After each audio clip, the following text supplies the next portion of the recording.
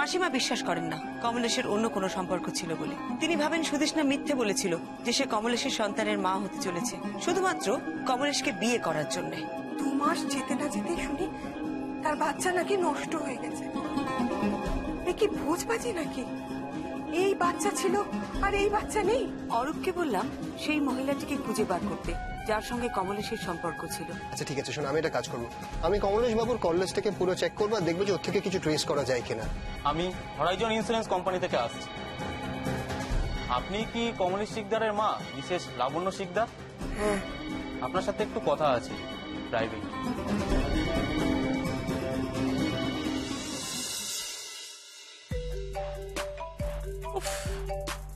এটাকে বাঁচতে হবে, একটু কাজ করতে পারি না বাবা। ও বাড়ি থেকে ফোন। মাসিমা? Hello hello Parama? হ্যাঁ মাসিমা বলুন। পরমা তুমি শিগগিরই একবার বাড়িতে এসো, এক্ষুনি এসো মা। কেন মাসিমা, কি হয়েছে? আপনি আপনি ঠিক আছেন তো? না মা, আমি ঠিক নেই, আমি ঠিক নেই মা। ওই লাইফ ইন্স্যুরেন্স থেকে লোক এসেছিল। Insurance company? হ্যাঁ সে তো আসতেই পারে মাসিমা। মা ওরা এসে না কি সব বললো যে কমু নাকি কি সব ইন্স্যুরেন্স করিয়েছিল, সে নাকি অনেক টাকার ইন্স্যুরেন্স, আর সেসব নাকি ও আমাকে নমিনি করে গেছে।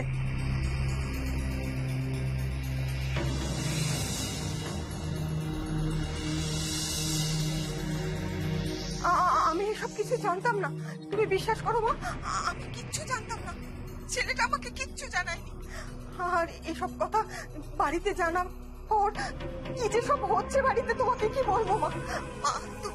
তুমি একবার এসো মা, আমাকে এখান থেকে বের করে নিয়ে যাও মা, লক্ষ্মীটি তুমি একবার এসো।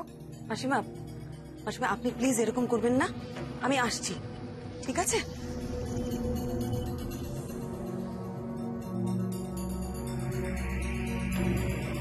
ইন্স্যুরেন্স? আশ্চর্য না, সাধারণত নমিনি তো সবাই স্ত্রীকে করে।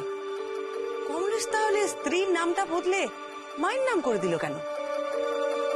তাহলে কি কমলেশ সত্যি সত্যি ডিভোর্সের জন্য তৈরি হচ্ছিল আর সুদেষ্ণা সেটা জেনে গেছিল?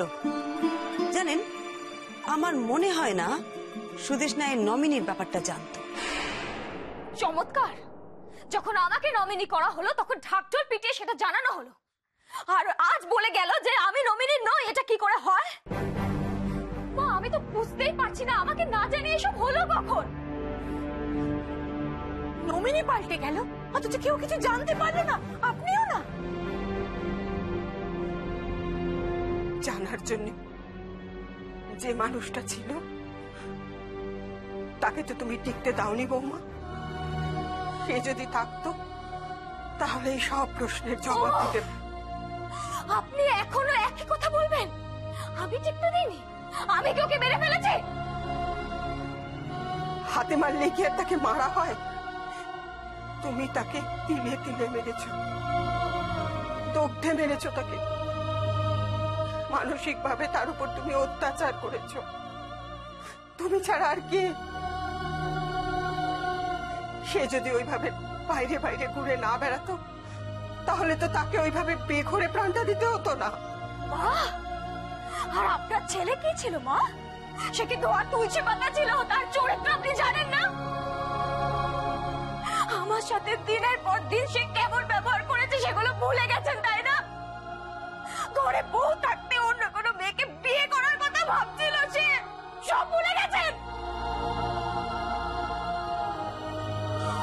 ঠিকই তো, সে আজ নেই, কিন্তু কথাগুলো তো মিথ্যে নয় বেয়ান। নিজের বউয়ের সঙ্গে দিনের পর দিন খারাপ ব্যবহার করেছে সে। বউ? নিজেকে কমুর বউ বলে ভাবতে তোমার খারাপ লাগে না? প্রথম দিন থেকে কিভাবে তাকে ফাঁসিয়েছো সেটা কেউ জানে না ভেবেছো? ডাহা মিথ্যে কথা বলেছো তাকে। কেন বলো তো? কি ক্ষতি করেছিল সে তোমাদের? হ্যাঁ,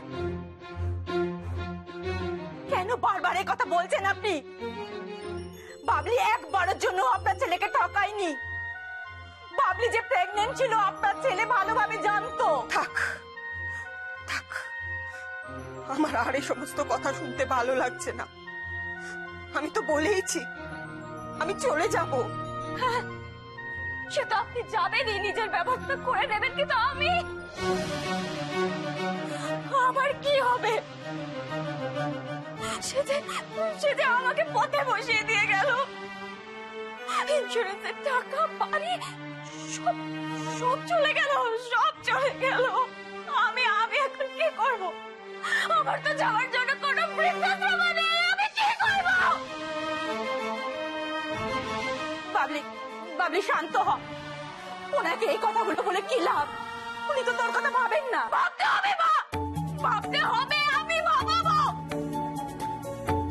তুমি কি ভেবেছ আমি এত সহজে ওদেরকে ছেড়ে দেব? না, আমি মামলা করব। আমার প্রাপ্য অধিকার থেকে আমাকে কেউ বঞ্চিত করতে পারবে না, কেউ না।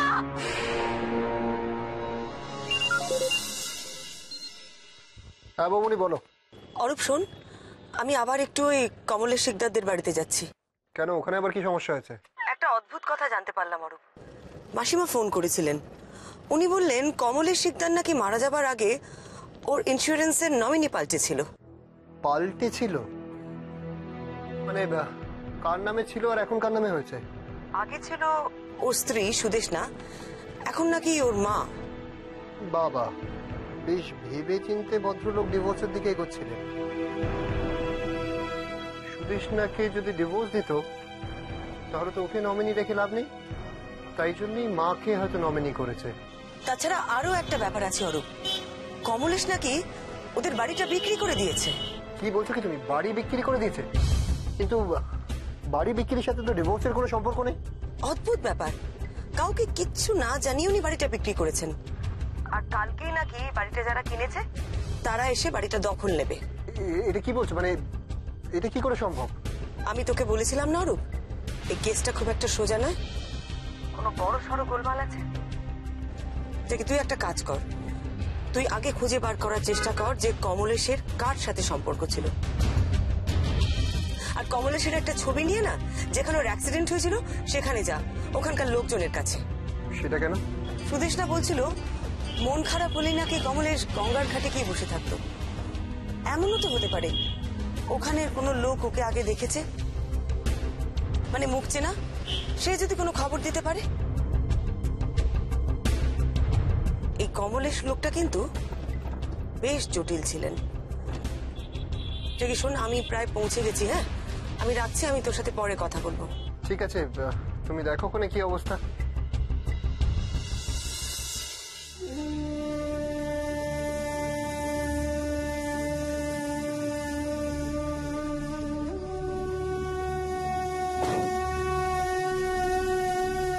কেন বলবো না? কেন সত্যি কথা বলবো না?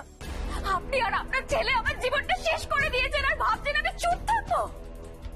কেন তুমি এখনো এই সমস্ত কথা বলছো? আমি তো আমার ছেলেকে হারিয়েছি, আমার ছেলেটা মরে গেল, তাও সে তো আমাকেও মেরে গেছে নাকি? সেই বেলা কিচ্ছু না, না আমাকেও মেরে গেছে সে। দেখুন, আমি না আপনাকে কিছুতেই ছাড়বো না, বলে দিলাম। আমি তোমার টাকা চাই, তাই তো? বেশ, আমি সব টাকা তোমার নামেই করে দেবো, কিন্তু দোহাই তোমার, আমার ছেলেটার নামে আর খারাপ খারাপ কথা তুমি বলো না। Excuse me. ও আপনি? তা আপনি সবকিছু শুনেছেন তো? কি হয়েছে?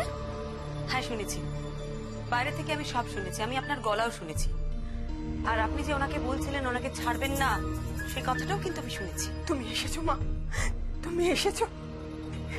দেখো দেখো এখানে আমার কি অবস্থা দেখো। আমি জানতাম না কিছু, বিশ্বাস করো আমি কিচ্ছু জানতাম না। ইন্স্যুরেন্স কোম্পানির লোক এসে বললো যে কমু নাকি আমাকে নমিনি করে গেছে। আচ্ছা, এর জন্য আমি কি করতে পারি বলো? আমার কি দোষ? কিন্তু এরা তো আমাকে বিশ্বাসই করছে না। বিশ্বাস করবো না? আপনি ছেলেকে দিয়ে সব করিয়েছেন, নইলে এরকমটা হয় কি করে? আপনি জানেন 2 মাস আগেও আমি পরিষ্কার জানতাম যে নমিনিতে আমার নাম ছিল, আর এখন আপনি আমার অবস্থাটা বুঝতে পারছেন তো? এই বাড়িটা না বিক্রি করে দিয়েছে ওনার ছেলে, সেই টাকাটাও মাকেই দিয়ে গেছে। আমি এখন কি করব? কোথায় যাবো আমি আমার মাথার উপরে ছাদ নেই, হাতে একটা পয়সা নেই, আমি কি করবো এখন? বাবলি, বাবলি তুই তো আমার সাথে যাবি, আমার সাথে যাবি, তুই শান্ত হ। কেন শান্ত হ। কেন ওরা আমাকে ঠকাবে মা? কে কাকে ঠকিয়েছে সেটা ঠিকই জানা যাবে সুদেষ্ণা। ও, তার মানে আপনিও ওনার দলে, তাই তো? অবশ্য হবেন নাই বা কেন, উনি তো আপনাকে ডেকে এনেছেন। মা, তুমি আমাকে একটু করুণা করবে মা? আমাকে তুমি কোথাও পাঠিয়ে দাও। ভালোই হয়েছে, ভালোই হয়েছে এ বাড়ি চলে গেছে। এখানে কর্মস্মৃতি নিয়ে আমি বেশি দিন বাঁচতে পারবো না। আমাকে কোনো তীর্থে পাঠিয়ে দাও, আর আমি তোমার উপর কোনো জুলুম করব না। আমাকে একটা কাশির টিকিট কেটে দাও, আমি এই শহর ছেড়ে চলে যাব।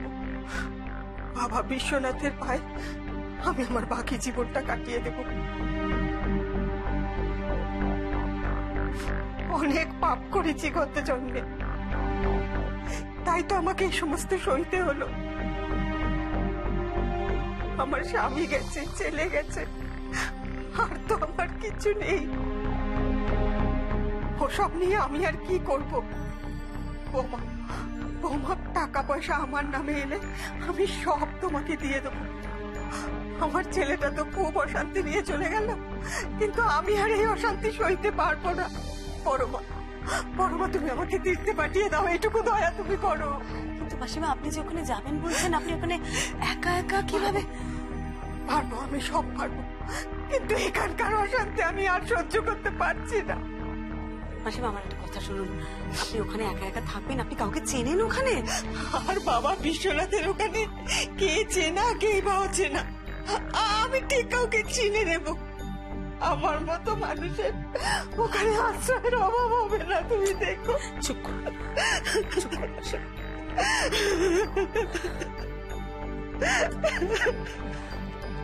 কাশির টিকিট আজকে?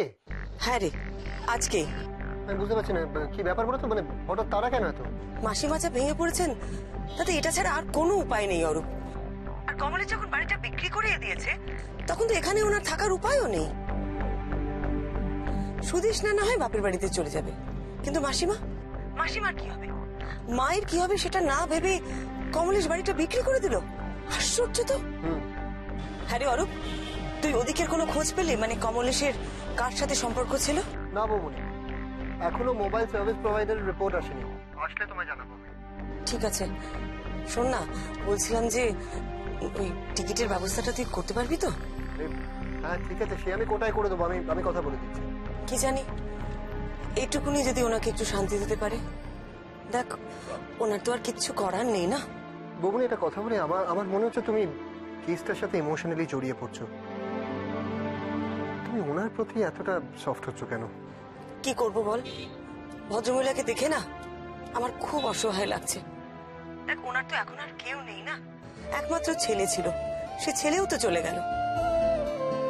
যাকে শোন, আমি এখন রাখছি, তুই টিকিটটা করে আমাকে একটু জানাস। হ্যাঁ, ওকে ম্যাম।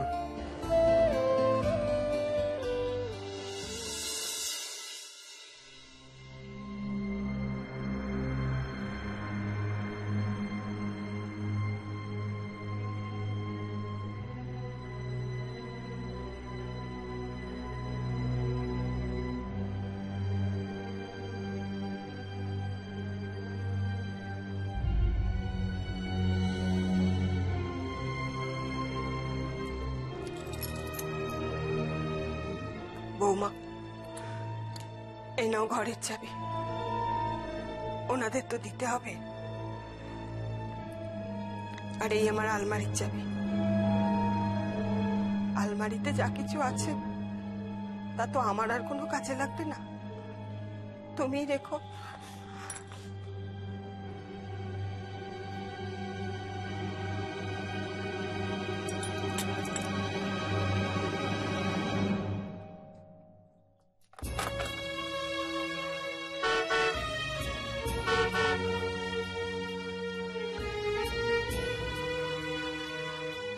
আসি তাহলে। ব্যাগটা দিন, আপনাকে গাড়ি অব্দি এগিয়ে দিই। থাক, আমি পারবো।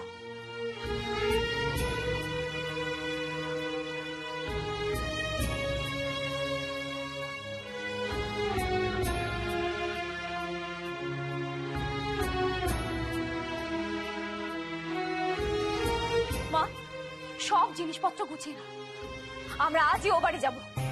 কেন রে? বাড়ি হ্যান্ড ওভার না হওয়া অব্দি কাউকে একটা থাকতে হবে এখানে। থাকতে হবে না বলছি তো, আমি থাকতে হবে না, আজই যাব। এক মুহূর্ত আমি এই বাড়িতে থাকতে চাই না।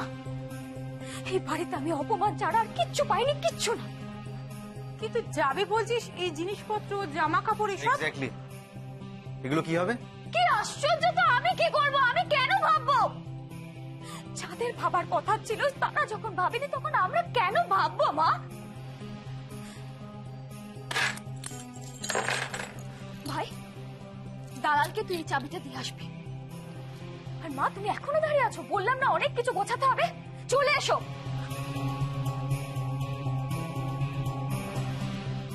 মাসিমা, আপনি একা একা ওখানে সবকিছু সামলে নিতে পারবেন তো? আমার জন্য তুমি ভেবো না মা, আমি তো নিজেকে ভগবানের হাতেই ছেড়ে দিয়েছি। আর আমার জন্য তুমি যা করলে, নিজের মেয়ে থাকলেও বোধহয় এতটা করতো না। ও আমি ঠিক সব সামলে নেব। না তাও মাসিমা, ওখানে তো চেনা কেউ নেই, ওটা তো কলকাতা শহর নয়, অনেকটাই তো দূর। এত কষ্টেও যখন প্রাণটা বেরিয়ে যায়নি, তখন আর কি, তখন সবই হবে। আর না পারলেই বা কি, আমার তো কোনো পিছুটার নেই। উনি চলে গেলেন, কমুটাও চলে গেল, আমিও তো ওদের রাস্তাতেই যেতে চাই। জানোই তো, আমার মতো বুড়িরা ওখান থেকে ফিরে আসার জন্য যায় না। মাসিমা, এত বড় সুটকেসটা কোলে নিয়ে বসেছেন কেন? ওটা দিন দিন, আমি নিচে নামিয়ে রাখি। না না, ও ঠিক আছে, আমি তো আমার কমুকে কোলে নিয়ে যাচ্ছি।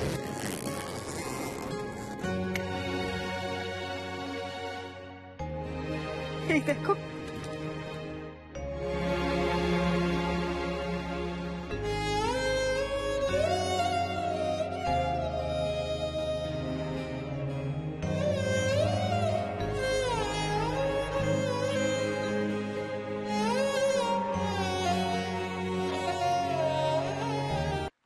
মা, মা, কি আশ্চর্য, এই কটা জিনিস গোছাতে এত সময় লাগে?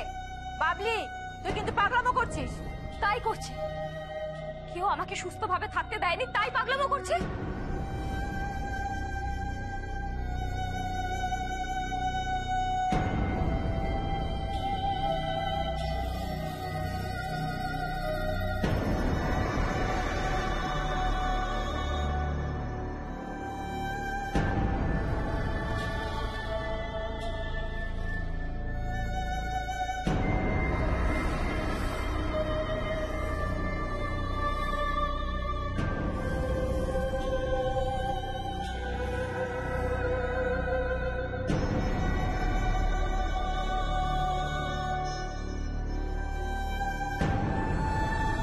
এটা আবার কি?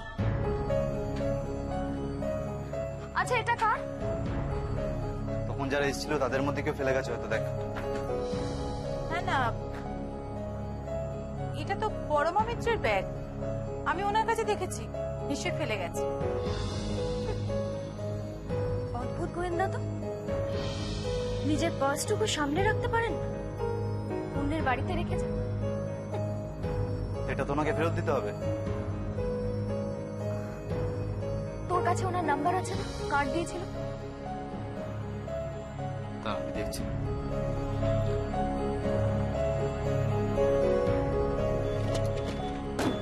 চলুন মাসিমা। থাক মা, তোমাকে আর যেতে হবে না। না না, আপনাকে আমি প্ল্যাটফর্ম অব্দি এগিয়ে দিয়ে আসি। না না মা, আর তোমাকে কষ্ট দেব না। অনেক বিরক্ত করেছি তোমাকে। আমার জন্য তুমি যা করলে তা তো আর কেউ করেনি। আমি তোমাকে অনেক আশীর্বাদ করি মা, তুমি সুখী হও, অনেক বড় গোয়েন্দা হও তুমি। মাসিমা, আমার কিন্তু খুব খারাপ লাগছে। প্ল্যাটফর্ম এখান থেকে বেশ খানিকটা দূর, আপনি একা একা এভাবে সুটকেসটা টেনে নিয়ে যাবেন, আমার কিন্তু আপনার জন্য খুব চিন্তা হবে। ট্রেনে একা একা আপনি কিন্তু সাবধানে যাবেন। আমি নিজেকে তৈরি করছি মা। কতদিন বাঁচতে হবে তো জানি না, বাকি জীবনটা তো একা একাই বাঁচতে হবে। আচ্ছা মাসিমা, আপনি তো এখানে কোনো হোমে থেকে গেলে পারতেন, অত দূরে গিয়ে আপনার থাকার কি দরকার ছিল?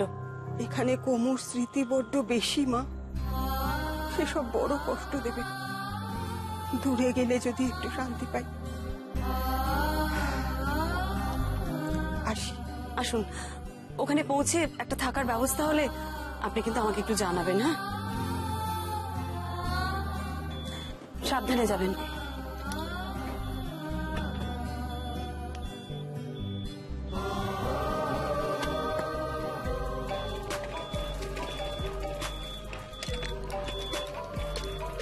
মাসিমার বাড়ি থেকে ফোন?